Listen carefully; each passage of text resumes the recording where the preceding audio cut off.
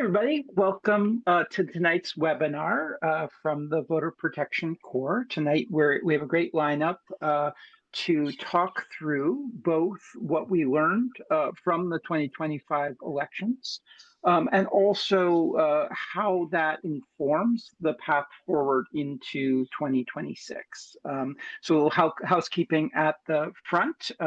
This webinar is being recorded. We're going to have actually two Q&A sessions during this webinar. We're going to start with a presentation from Justin Levitt, who will give us a little bit of an outline of some of the national landscape that we're facing in the democracy space. And we'll have a little bit of time for initial Q&A there.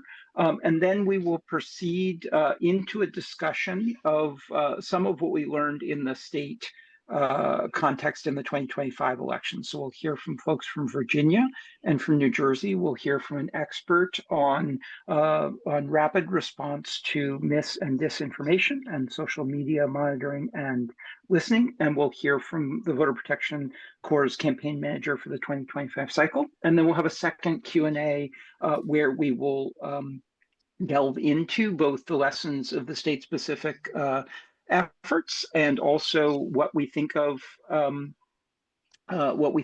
terms of some of the challenges that we face heading into the 2026 elections. So in many ways, I think that the 2025 elections were very successful. A number of voters across the country in various jurisdictions were able to register, vote, and have their votes count.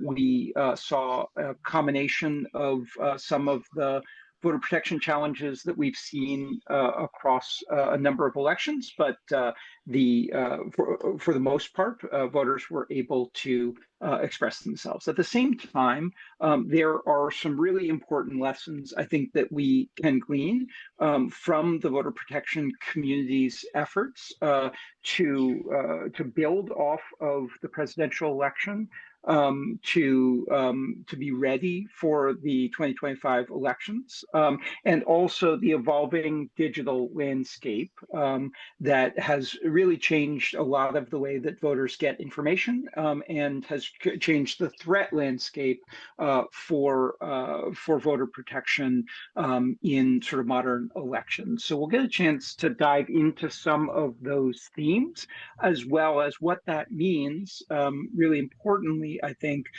for the kinds of efforts that we're going to need to pull together as a voter protection community heading into some really important midterm elections in 2026. So by way of background, the Voter Protection Corps is really set, it's a 501c3 organization that is really a network of experienced voter protection experts. And a lot of what we try to do is ensure that we're learning the lessons that have come up from years of experience, that we're really studying each election cycle in each jurisdiction and applying those learnings to early intervention to make sure that we're really doing what is necessary in the right time, in the right sequence, with the right resources to make sure that every voter can register, vote, and have their votes count. So with that, what I'd love to do is start off with our first speaker, who is Justin Levitt, who's had a really distinguished career in pro-democracy work. He's a former White House senior advisor for voting rights, as well as a former senior official in the Department of Justice. And I'd love to turn it over to Justin. Thank you. Thank you so much, Quentin. Really distinguished career is the thing they say about you when you don't have any hair anymore. So I appreciate that. Quentin has also had a really distinguished career. We share that. I want to thank Quentin and VPC. I want to thank you all for joining us here on this webinar and for the work that you do to safeguard elections year round. I'm going to take 5 minutes to talk about the landscape as I saw it, at least from 2025 nationally, and what that might forebode or what that might bring from 2026. And I share Quentin's top line. Elections still aren't what they could be or should be But despite a huge amount of noise, they were free and fair and capably administered where they happened in 2025. And by and large, the people who wanted to vote got to vote, and those votes were counted as they should have been. And that is all very good news. That's also, I think, my takeaway from 24 and 22 and 20 and 18 and all of the cycles, many of the cycles, with the glitches being slightly smaller or slightly larger depending on where you happen to live. But overall, I think the anxiety about the election environment doesn't reliably translate to how the elections are actually run, in part because of election officials actually doing their job, in part because of some national nonprofits like VPC and others making sure that election officials are doing their job and supporting them when they do, and in part because of a whole lot of hard work in the states from advocates and from voters making sure that election officials do their job, or at least as close to it as possible. So that's the good news. The bad news I've flagged already is there was a lot of noise in 2025, and that will only increase in 2026. We saw, I think, the president and the president's administration try to project power over the election process in ways that were designed to destabilize. And I use that phrase very specifically, project power, not exercise power, because they don't actually have a lot of power to exercise in this zone. They've got very, very little. And I don't just mean legal authority. We all know that this president in particular has been prone to blow through some pretty strong guardrails on legal authority. I mean, he doesn't have his hand on the switch. There are a lot of local election officials who do have their hands on switches. And when the president talks about modifying the rules of elections, like with executive orders, both one that came out in March of this year and one that has been rumored to be coming for quite some time. When the president talks about threats to election officials, when the president decides to just declare that the rules are different from what they are. I mean, the president does not have the ability to unilaterally change what those rules look like in any jurisdiction in the country. And election officials know that. I think voters know it a little bit less. And the noise is in part the point. Disruption of the information environment is in part the point, including getting some voters to be confused enough or scared enough to just stay home. And you do see the president using some of the powers that he does have, not in the election zone, but powers like the power to deploy the National Guard, powers like the power to deploy ICE raids, to create chaos that contribute to an environment where people feel confused enough or scared enough that they might otherwise stay home. I don't want to minimize the impact that any of those efforts have on the voters who are impacted, on the people who are impacted at all. When you're rounded up by ICE, that's legit scary. But without minimizing that impact, the attempt to scare or confuse the population at large doesn't work if we don't let it. We're in control here, and we get to decide what we listen to. We get to decide whether we make a plan to vote. We get to decide how we go about engaging in the election environment. And in 2025, you saw an awful lot of people tune out the noise in a number of jurisdictions. New Jersey and Virginia were the highlights, but there were elections all over the place in municipalities in 25. You saw a lot of people tune out the noise to make their voices heard. And you saw those results get translated into election outcomes reliably, as they should. So I think that the outlook for 26, what we can learn from 25 is more noise coming, but don't let your anxieties become mantras for action. Don't let the fears actually drive how you do or how you convince others to do. I think the most important impact that we can have as people engaged with voter protection or curious about voter protection is to keep repeating to people, because it's true, that they're in charge here.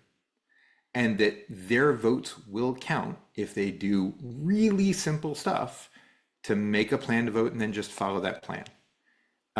There will be an awful lot of attempts between now and November 3rd, 2026, to convince America that that's not true. But we don't have to listen to them, just like we didn't have to listen to them in 2025. And the efforts of, I think, again, VPC and a whole lot of others around the country are making sure that if we engage in the election process as we've been accustomed to engaging in the election process, that it will continue to work, not as it could and not as it should, but in a way that is free and fair and capably administered to translate the will of the electorate into results the vast majority of the time. So I think essentially this is an argument to stay the course. There's a lot of good work being done out there in various state fields and in the weeds all over the place. Some of it's litigation, some of it's messaging, some of it's just advocacy, and some of it's none of the above. All of that work will continue to bear fruit in 2026 if we let it, and if we don't believe the hype. So that's my summary.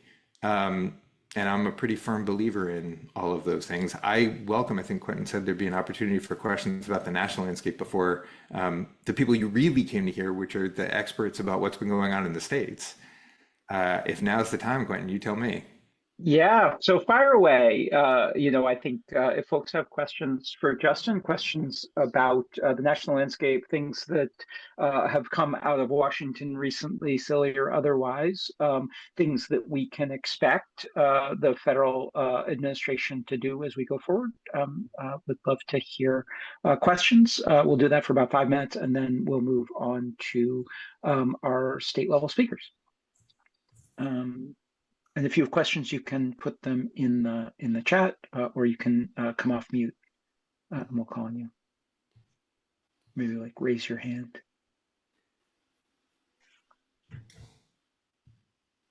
Michael raised his hand. Michael, I'm trying to find you. I'm working on it right now. There we go. Okay. You should be able to unmute. Oh, there it goes. Hi. Thanks for the opportunity, y'all.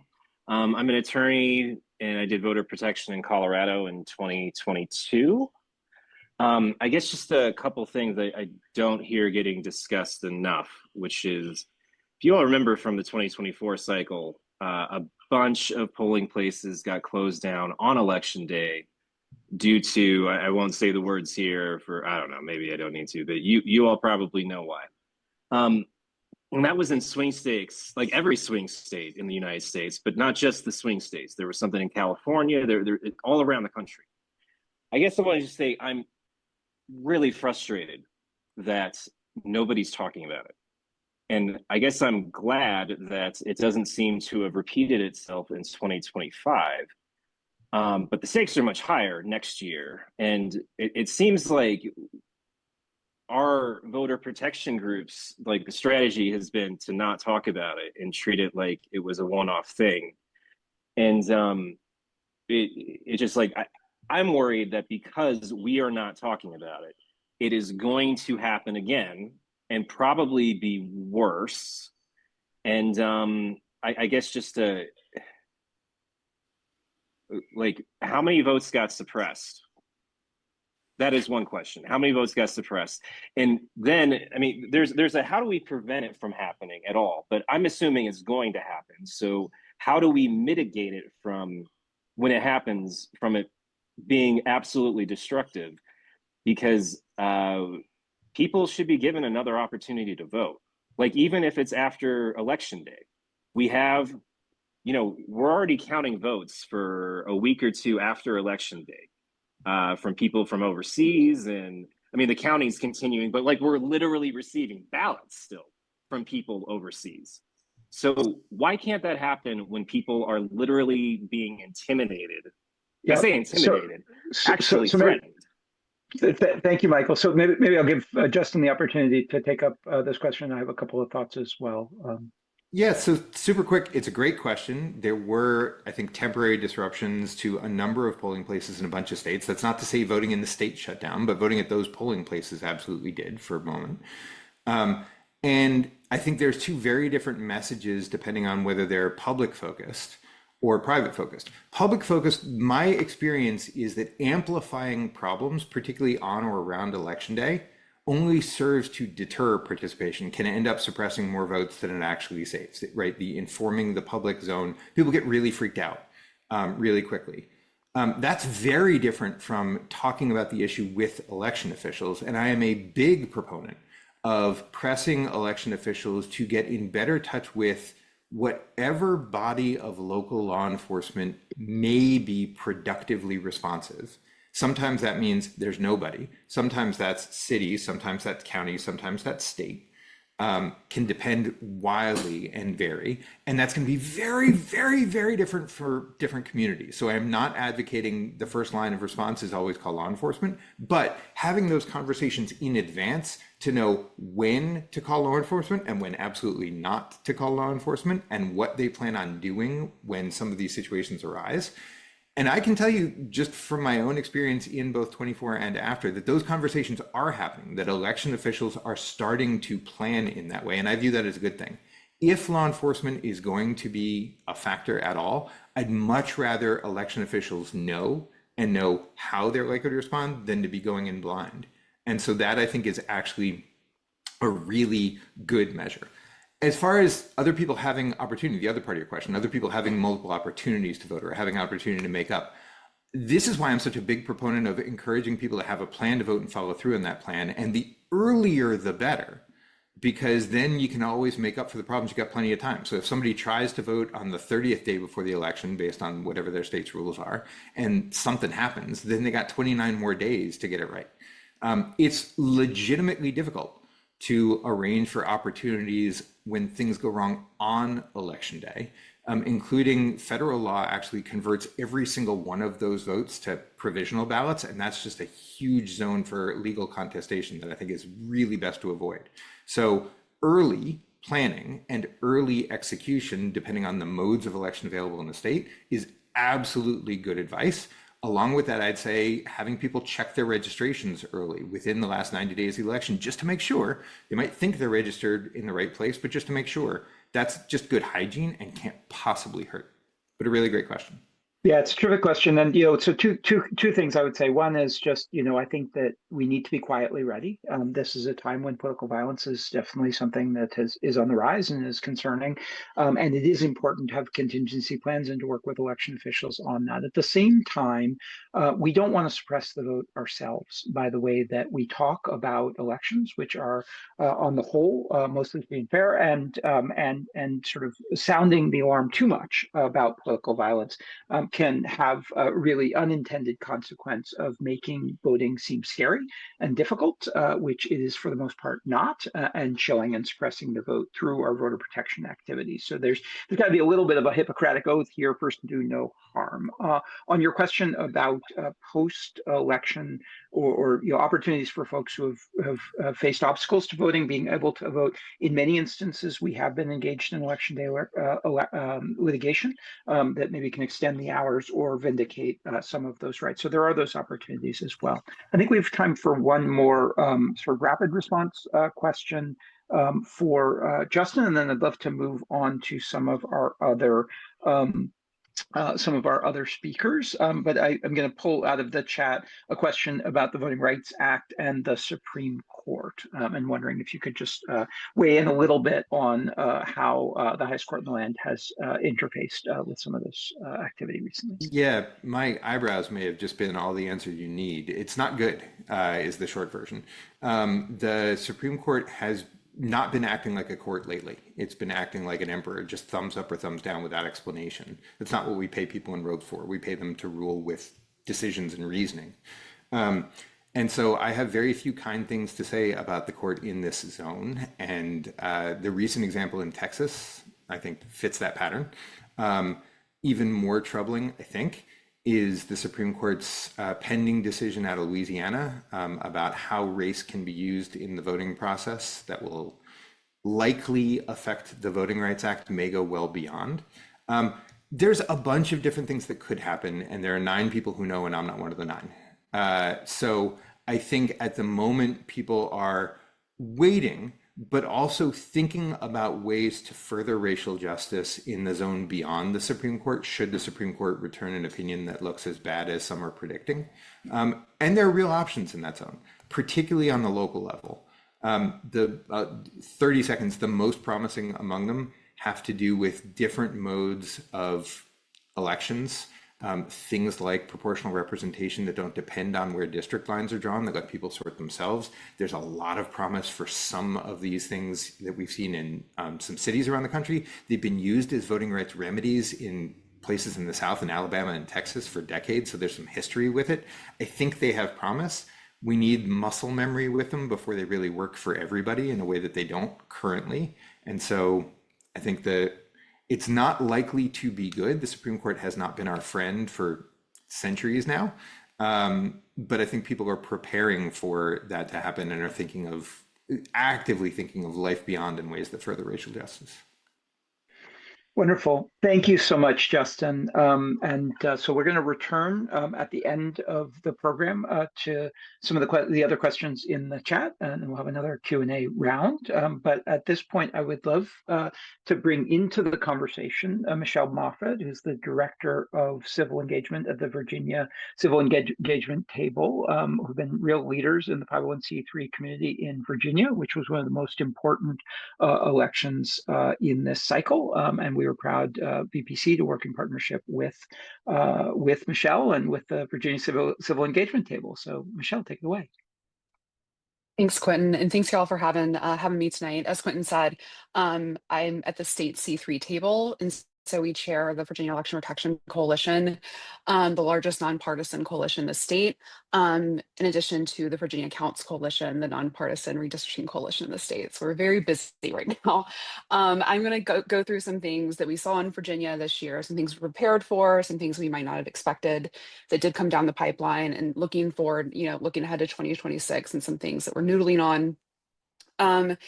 So I saw this in the RSVP's topic of conversation. One thing we really prepared for was for Virginia to be the guinea pig for potential ICE and National Guard involvement in elections.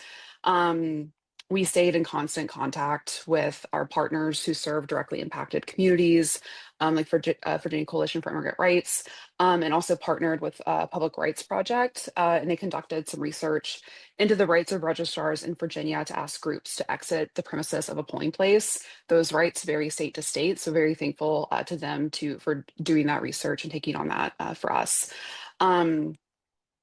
And so the guidance here in Virginia was to note the identity of any agents, keep voters apprised of their rights, and to be in contact with legal counsel. Fortunately, very, very fortunately, none of that came to pass. I just got home from a work conference this afternoon, and one attendee asked me if I thought we prepared too much, too little, or just right.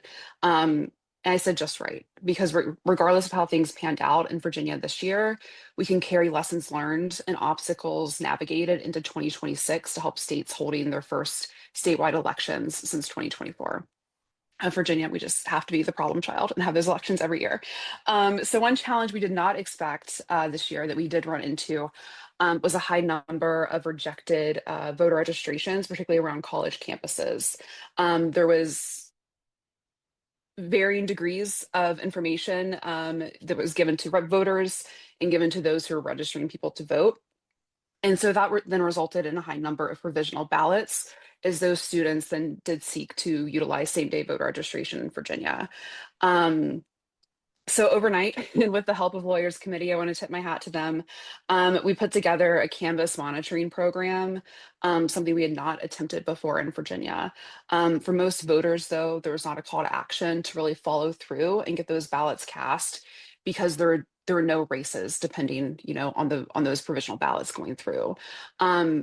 Thankful for that, though, because we did get to learn a lot, particularly standing up a nonpartisan Canvas monitoring program, as that's a little bit more difficult in Virginia.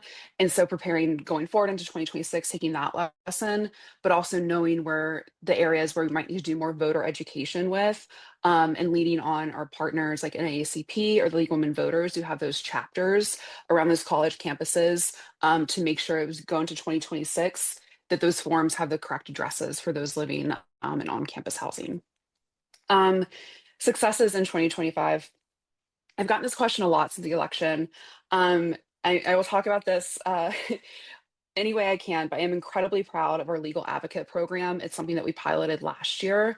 Um, where we recruit lawyers, law students, and paralegals to staff polling locations in priority areas and assist voters with common things like finding their correct polling location or using a drop box. But those folks are also equipped to take declarations from voters should somebody be impacted, right? We just talked about if a polling location were to open late, a legal advocate's there, we can get that declaration form, send it up the chain to legal counsel, and file emergency litigation to get those polling places those hours extended. And we went into that last year. We piloted it last year, and that's just grown. We're now in formal partnership with 3 law schools in Virginia, William and Mary, University of Richmond, and UVA.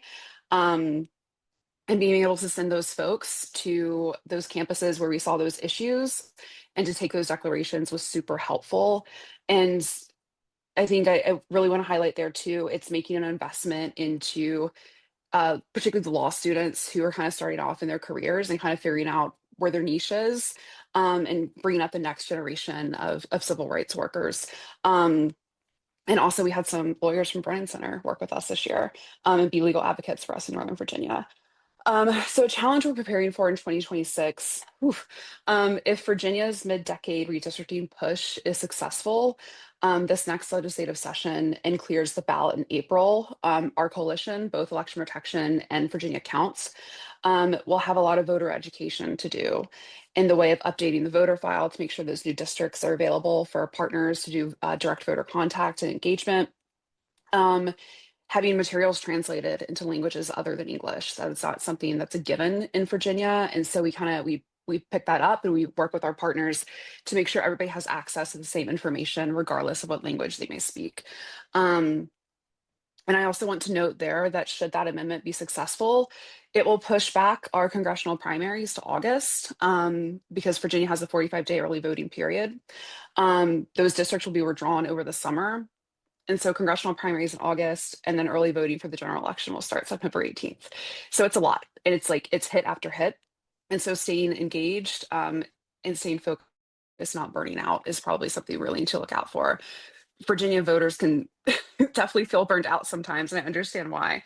And I also want to add a little bit from the conversation from the VRA. One thing we're pushing for, we use a lot of information from our field programs to push for legislative advocacy. We are pushing a package of amendments to improve the Virginia VRA. Virginia is one state that has a VRA. There's room for improvement. And I think that's a conversation we should be having more often, and what states can do legislatively to ensure those protections in the absence of federal protections. Yeah, and I'll pass it back to you, Quentin. That's wonderful. Thank you so much, Michelle, and thanks for all of your leadership.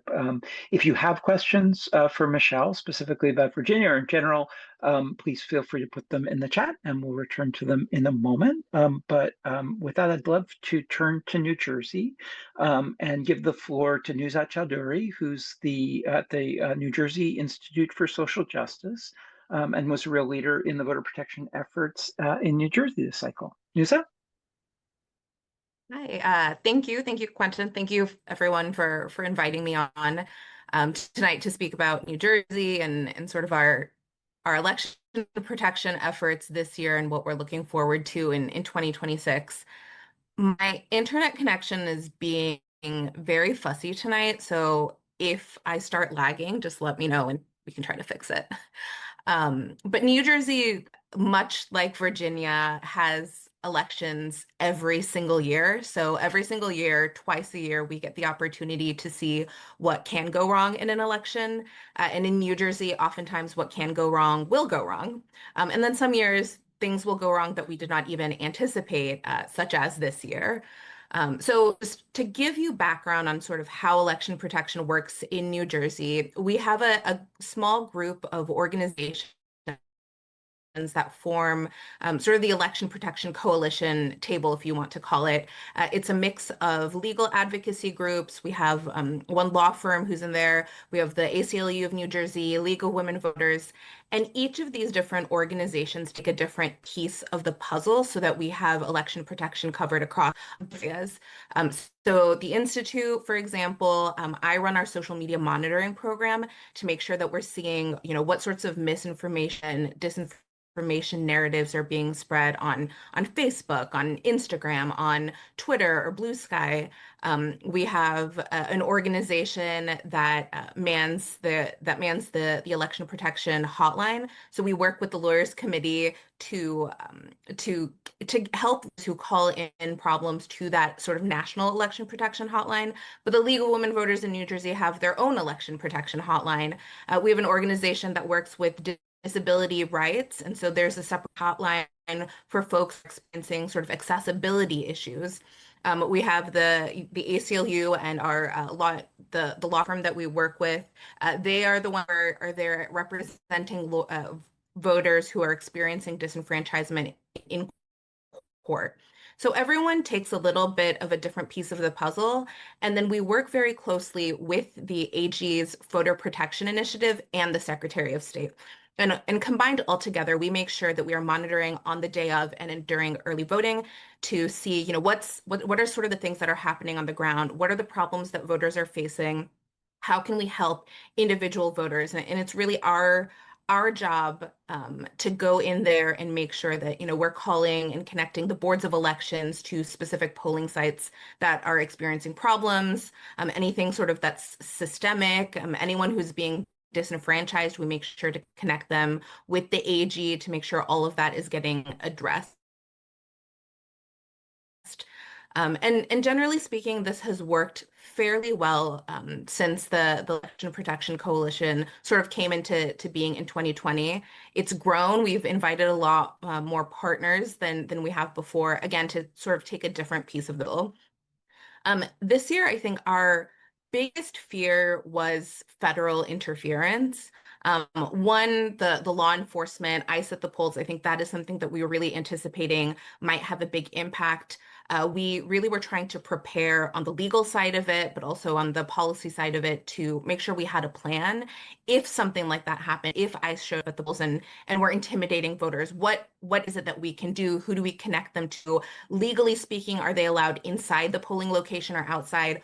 All of these things, I think we were working together as a group to try and figure out before it happened so that if and when it happened, we'd have an answer and a plan for it, right? Luckily, that did not end up being a problem in New Jersey either. The New Jersey was right before Election Day. There was a bit of a political situation, I will call it, in Passaic County, which is a county that, for sort of context, has traditionally leaned one particular way, and then during 2024 shifted right, is what I will say. And so I think because the governor's race this year was anticipated to be very, very close, we were really afraid that there would be something happening in a lot of these counties that were maybe had closer margins or shifted during 2024. And in Passaic in particular, the Passaic County Board of Elections, the GOP there called in the DOJ, saying that they had made a request of the Democrats on the particular council about installing cameras in ballot storage locations, and the Democrats said no. They called in the DOJ. It was like publicized on Twitter, and the DOJ did end up sending folks to monitor Passaic County. Now the problem is right now, I think the federal situation being what it is, we just didn't know what to expect. In the past, when the DOJ has sent in folks under the VRA in Section 203, we know what to expect. They're coming in to make sure that certain locations, certain counties are being monitored for compliance with the VRA.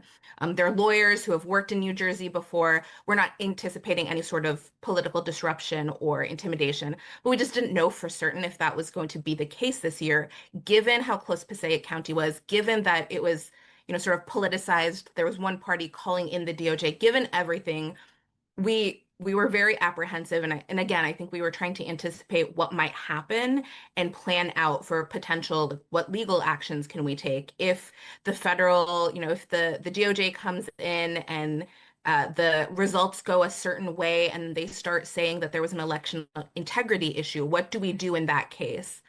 Luckily, none of that came to pass. It actually ran, pretty smoothly. But those are the kinds of things we were really looking forward. We were really anticipating and trying to plan against. Now, what did end up happening, we could not have foreseen. As I said, every single election cycle in New Jersey, there's something that happens. So this year, actually, on election day, we had a situation where there were multiple bomb threats called in across multiple different counties, and that shut down polling locations. And I think there are a couple of things here, right, that were concerning. One, the bomb threat in and of itself, sort of sussing out, is this a real bomb threat? What are the different polling locations that these bomb threats are being called into? Are they particular counties that are being called into? Are there particular polling locations where the bomb threats are really being disruptive? And then those polling locations, of course, had to close down. The bomb squad had to come in to assess the situation, make sure that it was safe and clear. And then voters had to be directed to the correct polling location. And then once the polling locations were cleared, back to the original polling location. There had to be a message that was communicated so that voters weren't confused, so that voters knew that their ballots would be counted, that they would be safe. And I think obviously this was very disruptive. It really took up a good portion of our election day monitoring. But the thing that I think really helped make that work was the close connection that the Election Protection Coalition had with the AG's office and the Secretary of State's office. Everyone was sort of on the same page. We were making sure that voters knew that this was okay, that this was being dealt with in a safe manner, and that the polling locations were safe to go back to once they were reopened. The challenge that I flagged sort of in general, since I was doing social media monitoring, is of course, like, how does this take narratively? And what I saw really is that both sides sort of leveraged this bomb threat situation against the other. So the Republicans were saying that these bomb threats were called in by Democrats who were trying to scare them out of turning counties red. And then Democrats were saying the exact opposite thing, that these bomb threats were being called in by their party opposition, and that they were trying to do that so that Democrats couldn't go vote. There was no, it's like unclear what the truth of any of that was. I actually don't know if they even caught the person who was calling in the bomb threats. But both sides were narratively using it against, as like sort of like a political hammer against the other side. And I think just in general, from my years of social media monitoring, that's something that I see more and more of, is this misinformation, disinformation piece, and how a lot of times voters, and especially voters who are sort of on both sides of these things, they don't listen to sort of the rational story. It is a lot harder to convince them that the elections have, integrity, that it is safe and fair to vote. I think we continue to make sure that message is pushed, and that folks know that elections are safe to vote in. But I think that's a challenge that we face whenever something like this happens. And I do anticipate, as more things happen in the future, that is just something that we're going to have to continue dealing with. And I know I've been talking for a while, No, it's yeah, terrific, but it's also a wonderful transition to Raelyn's topic, and I'd love to bring her into the conversation and then return to a little bit of back and forth on the social media monitoring. But I'd love to give Raelyn the floor. Raelyn Roberson led an effort with VPC and in partnership with a number of the folks here today to do a social media monitoring and anti-mis and disinformation effort, and I wanted to give her an opportunity to let us know what she learned. Really? Yeah. Thank you so much for having me here. Raelyn Roberson, she, they pronouns. I'm based in Washington, D.C., and I'm an independent investigator, researcher, digital empowerment strategist. And I was brought on by the Voter Protection Corps to really keep an eye on what was happening disinformation-wise on social media, and then inform strategy within the statewide coalition. So I'm gonna grab real quick screen share privileges, because I feel like if I have to see it, I'm gonna make you see it as well when it comes to the things we're seeing online. But before I get into that, just three major things I took away from election day on social media is that number one, a new generation of democracy workers and digital good Samaritans are actually out here supporting voters online still. It may be a little bit more difficult to see, but if you look very closely, you can find on Reddit, people are correcting each other's misinformation. Democracy workers, election judges are doing get ready with me to go be an election judge and answering Q&As at the polling locations. So I was seeing a lot of really positive content. Thing number two is that disinformation across the board was just overperforming on social media. And when I say overperforming, I mean there's no way that that many people looked at that post and it should have that much engagement, kind of overperforming. And then thing number three, surprise, surprise, AI chatbots were sharing false and misleading information about the elections. And at this QR code or at raelyn.info/research, you can see like my longer write-up about what Grok was talking about, but I'll talk about it here very briefly. Um, but before I get into that, successes, a lot of things went well. So inoculation content, which is that content that's supposed to steer voters towards information and away from disinformation, it performed well. And I have an asterisk there just because if you were following social media news, you know that on a lot of platforms, political content is now suppressed. It's something that users have to often opt in to see. So inoculation content is not performing nearly as well as it used to. But regardless, there was still quite a bit of engagement on that inoculation content. The top three posts containing the hotline had somewhere near 72,000 views, which is not a ton, but is really good for an off year and under these circumstances. And again, digital Good Samaritans were engaging in productive elections discourse. We didn't see a lot of blaming of the other sides. It was a lot of like, I don't know what's going on. Does someone know what's going on? And correcting each other's misinformation. So I saw a lot of more productive grassroots level conversations about the elections. And as Michelle said, there were so many calls to the hotline about voters needing to figure out what's going on with their registration. And usually when there's like a spike in calls to the hotline, I can usually see that there's people posting about it on social media, like, I think my vote was stolen, what's going on, what happened. But we didn't really see a whole bunch of that. So that really indicates to me that the folks on the ground were seen as the trusted messengers. So they weren't going to the social media to scream into the ether. They knew to call the hotline or to get in touch with their local trusted messengers, which was really great. But the expected challenges for voters seeking information, of course, is that there's not content moderation on a lot of these social media platforms. And as a researcher, this was the most difficult year I had to gain access to the content being shared on social media. So there were a lot of gaps in both moderation and also what we were able to see online. And expected challenge is that we knew that these information gaps would leave vulnerable voters misinformed and disenfranchised. So as a lot of you were saying in the chat, like there is no such thing as a bomb threat. The threat is made and it's going to scare people. And the only way that you can feel empowered against something like that is if you have the information about what's going on and to be able to ensure your safety. But information gaps make sure that vulnerable voters do not get that information. So whether it's lack of internet access or lack of reporting near them, or just lack of trust in general in anyone giving them information, that will definitely leave these voters disenfranchised. So we expected that. Not great, but we did see it coming. And we also saw coming bad actors seeking profit off of engagement from election disinformation. As like there were those moments that were happening like across states, we saw bad actors trying to weave them all together as one big coordinated conspiracy theory to like steal the election. And that was what was gaining a lot of traction. And we also saw a lot of disinformation about non-citizen voters coming in and stealing elections. So those things were expected. And the things that we did to counter that was to really push out the 866 Vote hotline to make sure that folks knew where to go to get help. And also putting out inoculation content so people would hopefully see good stuff about the election before they saw bad stuff about the elections. And yeah, training hundreds and hundreds of volunteers about what to do when they see disinformation, knowing not to post it for more people to see or make it have more reach than it should.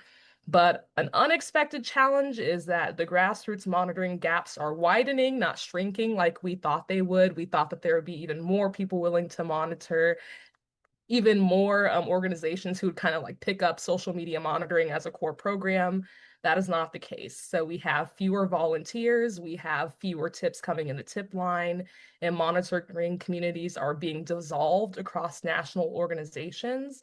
And now there's even more platforms to monitor. We have our Blue Sky, we have our Mastodon even. So these are all more places for like the small group of us to go manually look at, where we used to have a pretty widespread network of just like one-off grassroots tips coming in. And also, we just have no clue what's going on in these AI chat models and responses that individuals are doing. So there's just no insight into what's going on there. And as I said, disinformation way overperformed online on social media. If we look at the top posts containing the word election and the top posts containing the word vote, half or more are actually posted by bad actors and contain disinformation about the elections. And I did some math, which I am not the best at, but I did do it. And the number one post containing the word vote was seen 720 times more than the top 3 posts containing the election protection hotline. So every one time someone saw the election protection hotline from the top post, they were seeing the worst content about our elections over 720 times more. So that's concerning, of course. And that's something to prepare for, is that AI and algorithms are really giving disinformation this algorithmic edge that it really shouldn't have. Because as I said, the discourse around elections on election day is usually very positive, very constructive, very helpful. However, there are these disinformation, these bad actors who farm engagement around disinformation. And now these posts blow up and the reach is really something that's unimaginable. So we also have voters turning to AI chatbots for information, which is worrying. We want them to turn to like actual election protection volunteers with the lawyers committee, but that just indicates that there's a lack of trust still sometimes, and that AI chatbots can be a little bit more convenient. And also something to prepare for is investing in the next generation of election workers and volunteers. So as we see, disinformation is going to do numbers. And I think that we should utilize offline as a very strong counter strategy to that, because as I mentioned earlier, seeing the fact that college students are calling into the hotline instead of just posting into the ether, that is a huge success in showing that in-person, in-community information access can really work to combat this disenfranchisement. And also, I won't repeat what Michelle said it so well about information access, language access, but I'll add here providing accessible civic engagement opportunities like social media monitoring as an election protection volunteering option. Because we had people who were like out of the country going like, hey, my family lives in Virginia, I'll go monitor their elections. So this is something that will both engage the next generation of election protection volunteers, but also make sure that information about what to do whenever you see disinformation is a little bit more accessible to everyone. But that is my little spiel, and I'll pass it back for the Q&A. That's wonderful. Thank you so much, Raelyn, for all of your terrific work and for that presentation. If you have questions for Raelyn, please put them in the chat. We have one more speaker, Anna Lucas, our campaign manager, will give us a little sense of our project and what we're doing going forward. And then she'll turn to Jesse and we'll take a few questions and then we'll wrap up. Anna? Thanks, Quentin, and thanks everybody for joining. We at the Voter Protection Corps are working hard on a report in writing that's going to share some of the lessons we took from 2025, the experience working with Nuzhat and Michelle and their respective coalitions and teams is really insightful and positive, and I appreciate their cooperation with me and all of the folks at VPC. They're sort of the canary in the coal mine under this new administration. There's no off years in Virginia and New Jersey, so I hope they both get some rest this year before we start again. But VPC is figuring out how we can position ourselves best for 2026. A lot of the things that folks have mentioned already, from Justin to Raelyn, are things that we saw in 2025 that give us sort of a taste of what to expect across the country in 2026, when everybody will be having primaries, general elections, and of course some special elections here and there as the case may be. So that next year around this time we're saying we're feeling like we did everything that we could. Our report will kind of sort of highlight some of these lessons that we learned and things that we think we know, things that we know we can do looking into next year.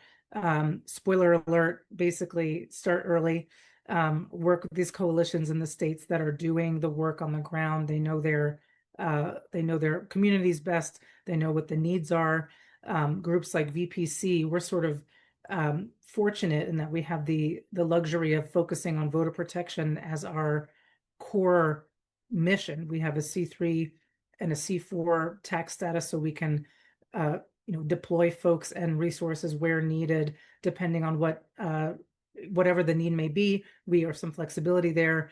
But most of the groups that are doing voter protection work are doing lots of other really good, important things, and don't necessarily have the luxury of focusing on protecting voters and getting good information out, troubleshooting when folks are having issues, using surrogates, that type of thing. So we know at VPC we have kind of a unique position there, and that we can kind of help backfill for some of the groups that are doing this good stuff that might just need a little extra help, or fill some gaps that with Raelyn and her expertise on social media and going into the dark webs that she can help do so that other folks don't have to, and she can train volunteers so that you're not using paid staff to do some of the things that are definitely doable, and folks that want to get involved, that we have mechanisms to help plug in for volunteers, because I know there'll be a lot of interest in elections in 2026 and making sure it goes as smoothly as possible.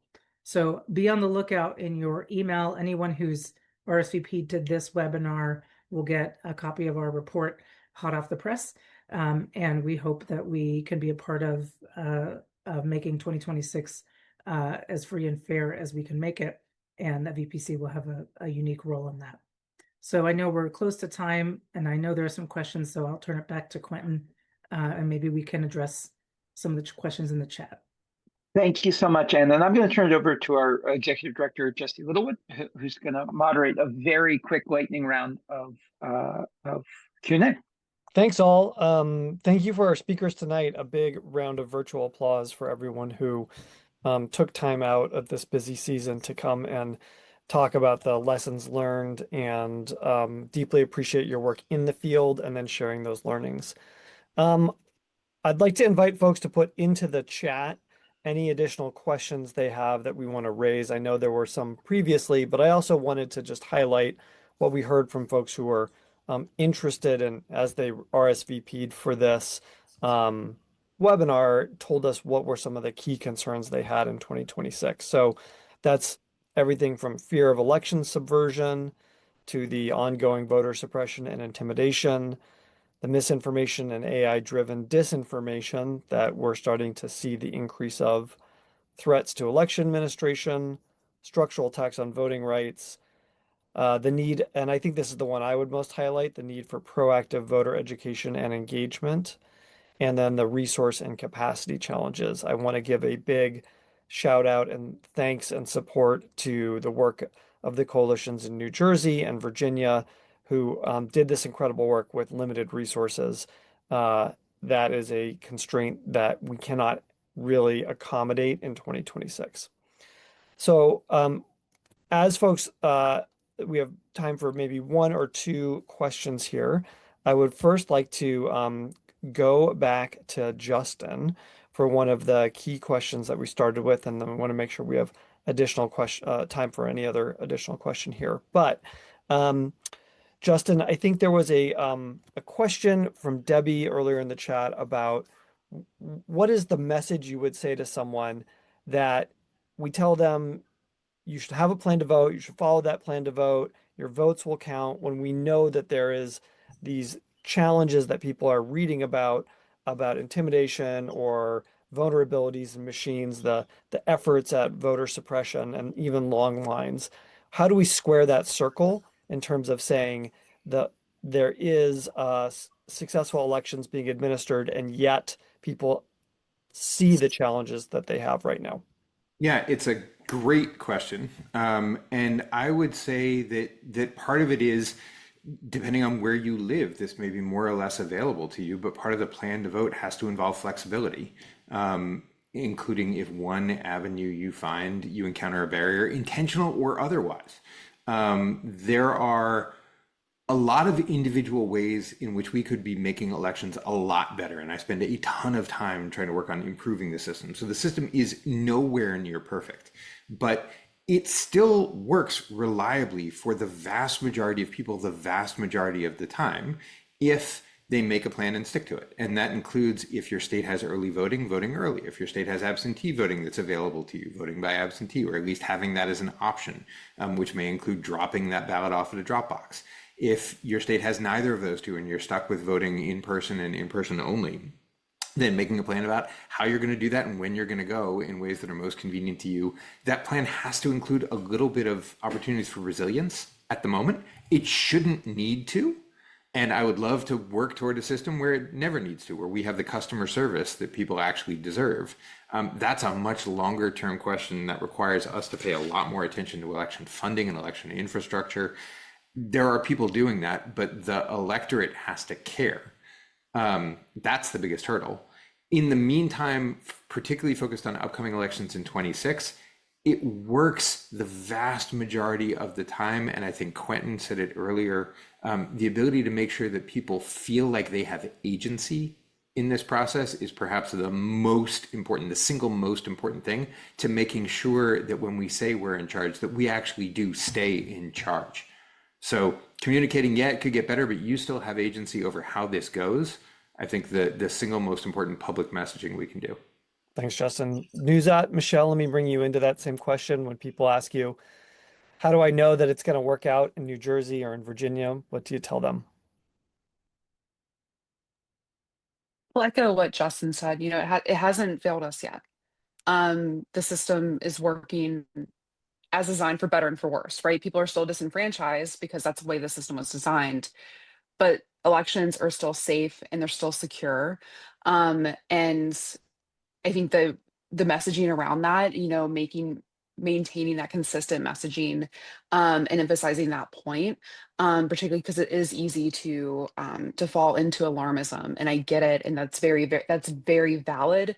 We don't know if there's a floor to any of this, and we're on that journey together. But where we are in the present, things are working as they should, and there's a community, at the back of that to make sure that those votes are cast, and leaning on that hotline and leaning on our national partners for litigation if we need to. It's their support here, and legacy programming here to really ensure that that for Virginia particularly, or Virginia and obviously Virginia, that we maintain how things have been going, and we're on it. We're attending those electoral board meetings. We are in the weeds.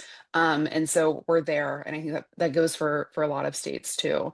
Yeah. And just fall back on that hotline. I love what Raelyn said about that hotline. If we are unaware of it, we can't fix it. Yeah. The one thing I'll add, I completely echo what Justin and Michelle have said. The one thing I will add is also remember that as these things are happening and developing, there are organizations and community groups that are fighting to make sure that policies are passed that help address some of these things to stop it before happening next time. So I'll talk for New Jersey, right? We are trying this lame duck session to pass our own New Jersey Voting Rights Act, which would give voters tools, legal tools to protect them from, intimidation and long lines and things at the polls. I know that, again, New Jersey doesn't have same-day voter registration, but if we pass same-day voter registration, that would help with a lot of these problems, especially with registration that's happening at the polls. So in addition to everything else that is happening, there's also really great policymaking and pushes for good pro-democracy, pro-voter policies that's happening in every state among state and local groups. And so I would uplift those, and I would say if you are interested in getting involved in those efforts, a really great way to get involved. Thanks, Nuzhat.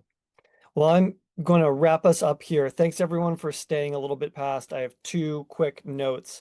One is at the conclusion of this webinar, we will be sending out a link to the video to make sure that folks get a chance to actually review this, and there will also include in that email additional links and resources that are being submitted by our speakers. We do have an upcoming report that we will circulate to folks who joined us as well. We also have two opportunities from the Voter Protection Corps. Big shout out to Virginia Civic Engagement Table and the New Jersey Institute for Social Justice. Those are great organizations to volunteer with in state or out of state. Voter Protection Corps, we have a national group of voter protection experts and former voter protection staff.